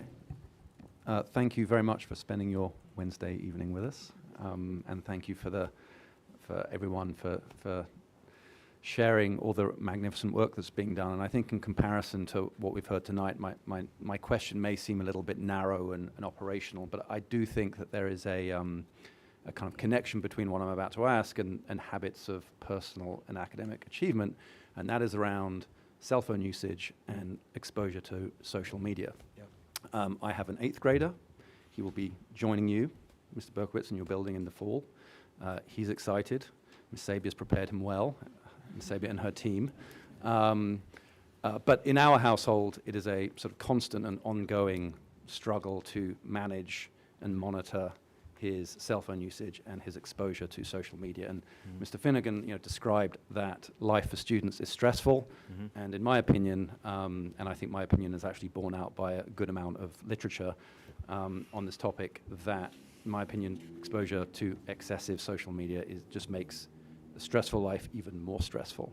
And so, as the parent of a middle schooler, it's always been great comfort to me to know that when my child goes into Ms. Sabia's building, he is severed from his cell phone, and I don't have to worry about what he's being exposed to within the building on that device. And so I'm curious about your general thoughts on this topic, and why the policy in the middle school does not extend through the high school. Appreciate the question. Share your concern as a parent and as a school leader, and think that school can and should be a place where, wherever possible, we're giving our students essentially a break from what is the alternative life of the digital realm when it comes to social media. We've actually increased our expectations of students not having cell phones out for this very year. We addressed, from an inquiry standpoint, the very question about cell phone usage last year as part of our site-based team. We did a faculty survey before my arrival, and again, I don't like to use that comment, but before my arrival, in whatever way, inherited a school that was allowing students to use their phones, and we discussed the fact that we needed to put boundaries. So thank you to the budget process. We bought essentially calculator holders for every classroom. It is a teacher's discretion if they're going to ask the students to place their phones in the calculator holder, or if it's just an expectation that it's off and away. But during class time and study hall, those phones are supposed to be off and out of sight, and it's my expectation that they are. There are times when a classroom teacher actually wants the child to use the browsing capability on their phone, and we have to trust, and I have to trust and do trust my professional colleagues in the classrooms, that if they're saying that right now the learning has to, I guess, depend on something other than our school-issued Chromebook with its internet connectivity, then I need to trust that they have a pedagogical reason for it. But in general, off and away during class time and study hall is the way to go. I don't have a capacity right now to take it away during lunchtime for a number of reasons. And just to say it publicly, unsolicited by me, yesterday an email came from the Southern Westchester principals to our listserv. And I'll tell you that right now, of the 15 principals who responded immediately to the question, every one of them in Southern Westchester is operating with the same system that we are, which is to say class time and study hall away. Sort of independent time at other times of day. We need to help developmentally our young people manage their time and learn to live with the technology the way that we do as adults. There's one school in Southern Westchester that has started the moral appeal. I don't know how they enforce this, but their commentary was it's a moral appeal of off and away for the day. Off and away for the day. But the common thread right now is that enforcement's very difficult in the common space when you are certainly not K-5 with one classroom traveling through the building in a building that has students traveling between multiple floors. Very difficult for us to enforce it. I will tell you as an aside, we looked into also with the site-based team, or at least I certainly did. There are some vendors that you can spend a boatload of money on and have the students put their phone into a pouch, and it's truly incapable of being accessed during the day. I think our site-based team and feedback from teachers was that was going to be too far for us. So we're trying to find the sweet spot between the developmentally appropriate, it's totally out of sight for the middle school, and how do we make sure that we're teaching our young people about the expectation. It can increase their focus. It can increase their capacity to be present in mind in the classroom. And I believe that where we are right now is certainly better than where we were last year. But I'm always open to additional feedback, and I appreciate the question. If you don't mind me jumping in on that, being one of those teachers that's for teacher discretion, for us in science, they're honestly just amazing tools. And the social media aspect of it, right, we keep out of the classroom, but for us, like, there's a slow motion camera, there's a compass, there's a level built into it. There's so many scientific capabilities that sometimes, yes, we have amazing science equipment, but there's just something about being able to be out in the field and shoot something in slow motion and then bring it back in and bring it to the Chromebooks and being able to analyze it later on. It allows our students to record data in a way that is difficult to get otherwise. So as a tool, it has certain capabilities. Do I wish I had a button to, like, block TikTok and Instagram in the room? You bet, right? And just, like, keep them on camera and compass and those other tools. But sometimes, you know, using a protractor, we can get okay data, but placing a phone on a ramp, I know exactly what angle that is down to the 10th or 100th of a degree, and that accuracy in that data is really super important for us, especially in our data analysis. Thank you.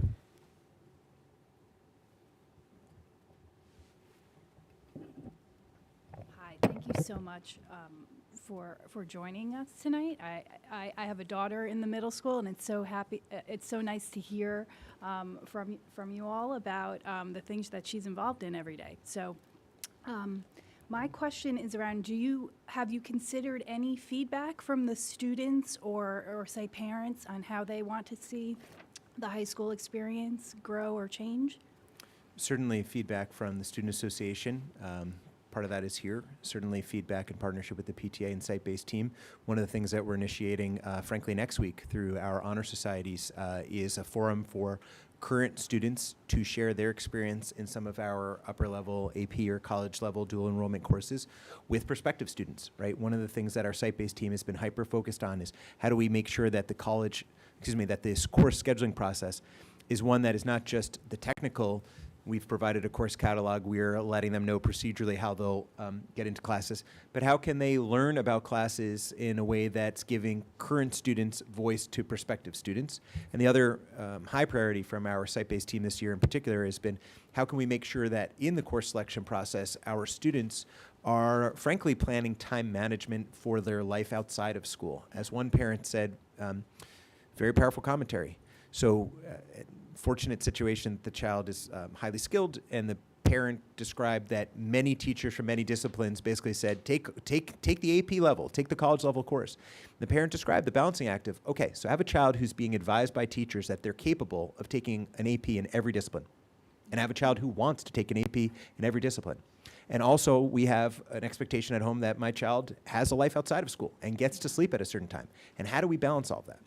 And that's ultimately a family decision about what's the right path from the course load. But part of what we're trying to do, based upon parent feedback in our site-based team is to make sure that our counseling department, and I don't want to speak for you, Jean, but that our counseling department is incorporating as one of the tools a time on task management tool. Okay, so if you have this workload in school, what does your life outside of school look like? And what are your co-curricular activities or teams or things that you're part of? And how are you going to fit this into a healthy life?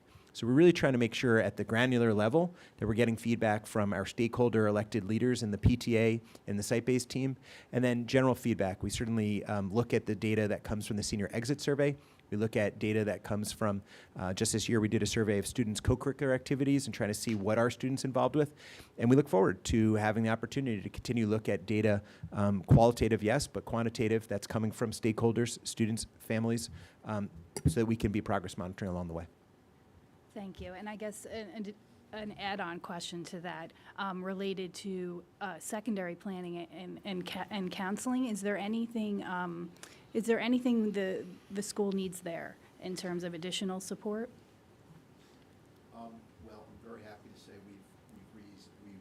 after having the social worker at the middle school level in a relatively new position. Sorry, guys.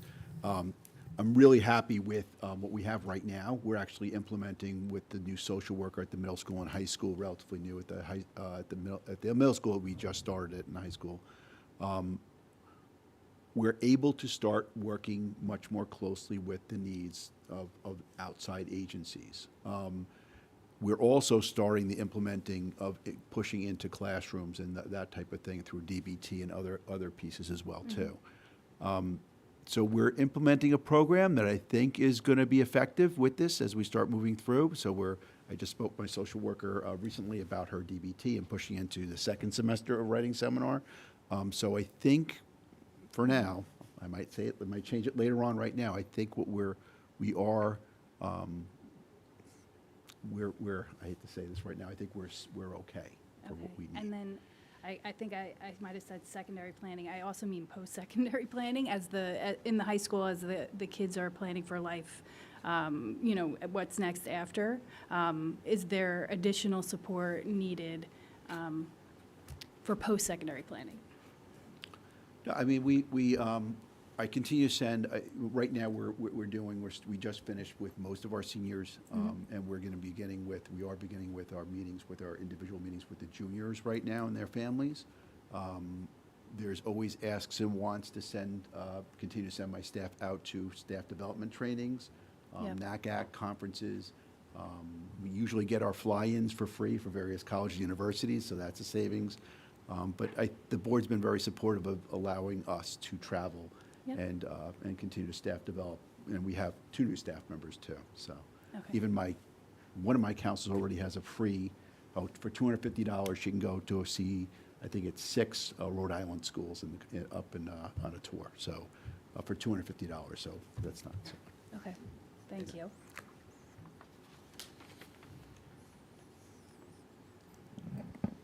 Hi. Well, first of all, I'm in awe of everything you have been able to do and accomplish. And I just wanted to say I am so inspired by what you guys are doing, not just by building great students, but by also bringing building great citizens. And, today I just want to, say how proud I am for the high school, because you are also talking about building, bringing in community-based organizations in order to establish that global citizen that we want our children to be. So thank you for that.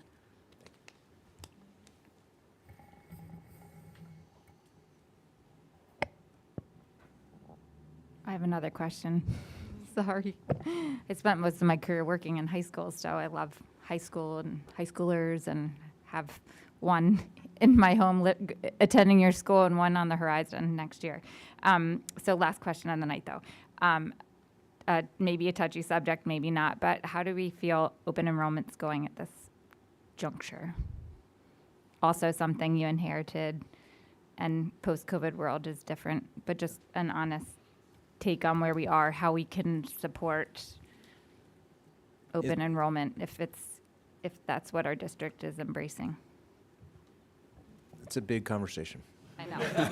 I'm sorry to just throw that out in the middle, but it could be to be continued, but Please, it's something Dr. that's Thompson. on my mind. I'm having been here from before when we had barriers, hurdles that families had to go through to have their child even try an honors class, to now. I will say with confidence that we need to explore how we're supporting all of our students, not just our students that are accessing those higher classes, but also our students that are staying in our Regents level courses, and ensuring that our Regents level courses are able to be enriching and have, thoughtful discussion, so that there isn't, a feeling. We don't want students to move into advanced classes because they don't want to be in a Regents course. So I think as a school, we plan on spending time talking about what we need to do. And the second thing I'm going to say is I think we became aware very quickly of the need to consistently advise students. The counseling department does that. Time management, what do these courses entail? Going back to really spreading the knowledge of what these courses are about. I think we kind of got off track a little bit with COVID, not communicating that as much. So we've talked about making that communication a priority. Making sure that students are properly placed and not realizing in January that this is going to be a major issue for their transcript. Those are situations that we don't want to have too many occurrences of, and so the time has to be put in up front with the students and the families. It is a topic of discussion at the departmental level. It's a topic of discussion at site-based, at our administrative meetings. Open access or open enrollment, in theory, is an ideal situation. In reality, there are hills and valleys, and we have to navigate them. We are a special place in the fact that a student does not ever feel, or they should not ever feel, that they can't try something that they're passionate about. That's special. It's whether or not they're talked through that decision and with their families in, I think, a informed way, and they go into it understanding, and then have the support once they're there.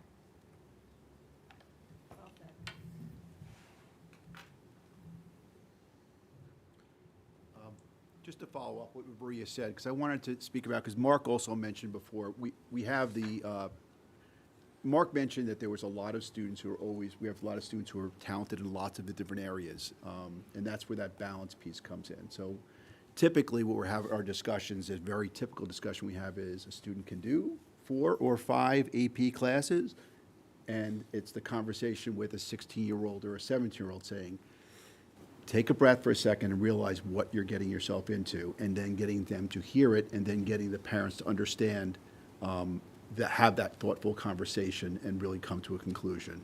I would never go back to where we were, where students that did not have access to honors and AP and college level classes. It's wonderful to be able to say and look at all the staff members here and be able to say, I know they'll be great in that class. I just want to make sure that it's a good plan overall and have that thoughtful conversation. But I would never want to go back to not having open enrollment. Yes. Any more questions?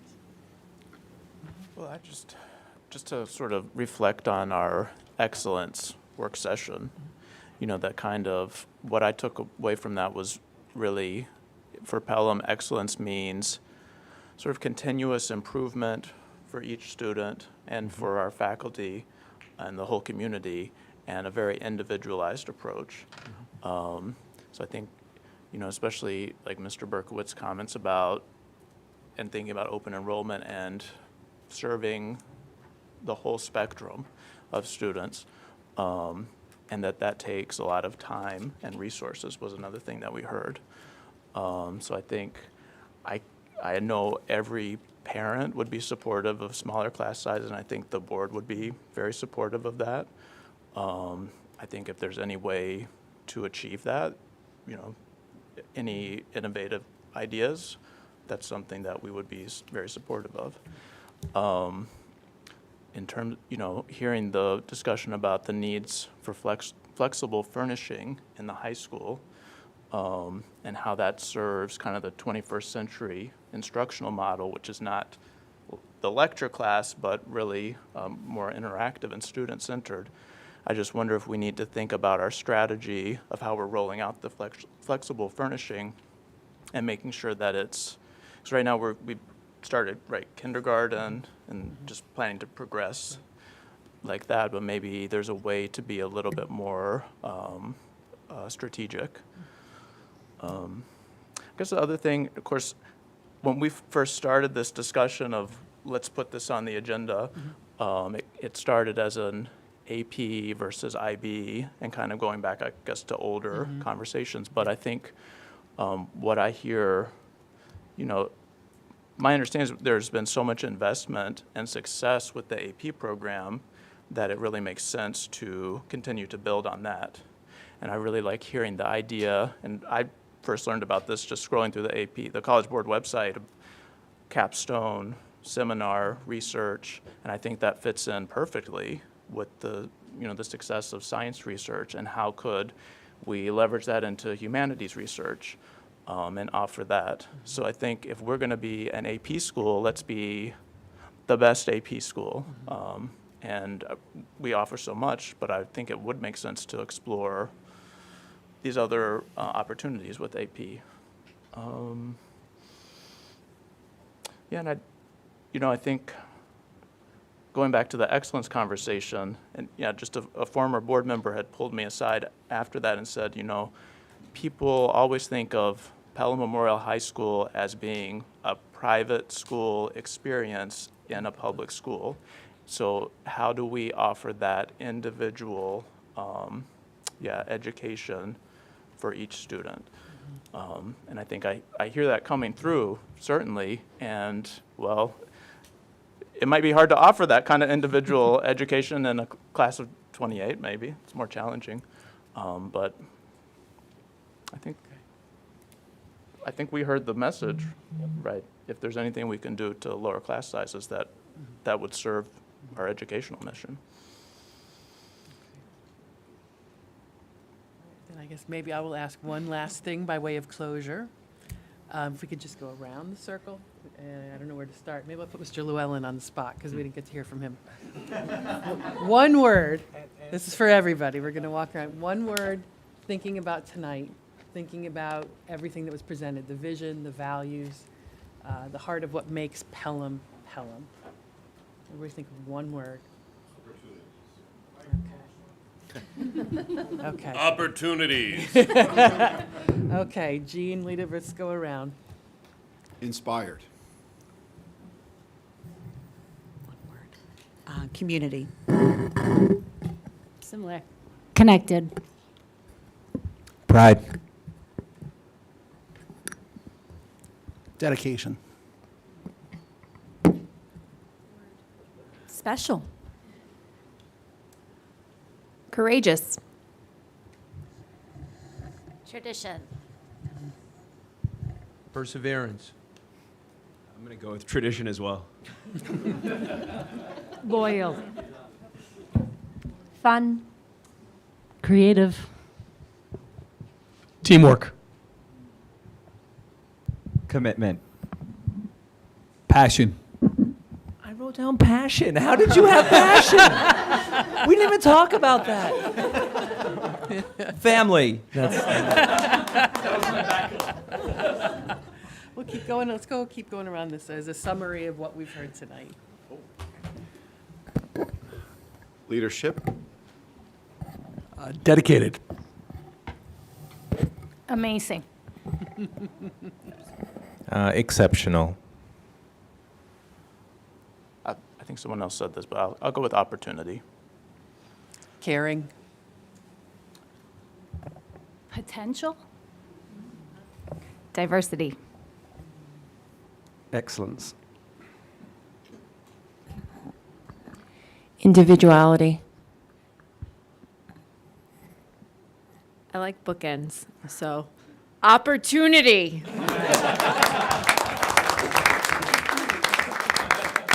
Mr. Berkowitz, thank you very much. Thank you for the great work. Thank you for everyone for coming tonight, for our leadership team, our faculty, You're amazing.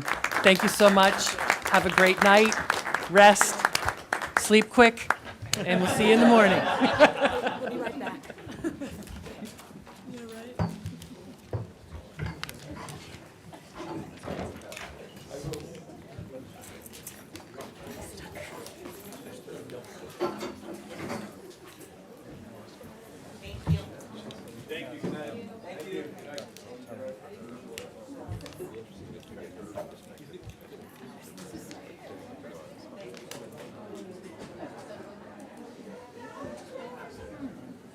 Good night.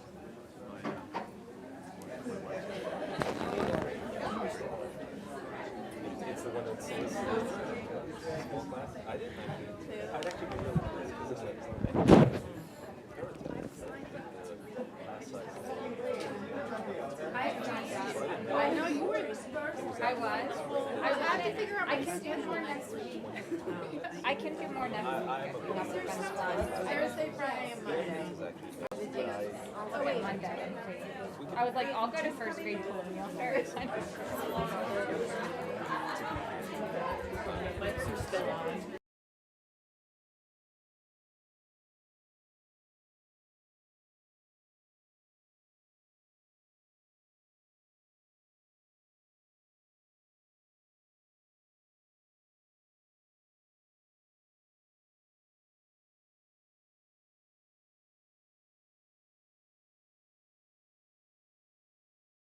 Close things up for the night. So. There are ways to, I'm hearing this, it feels like maybe this is a chance for us.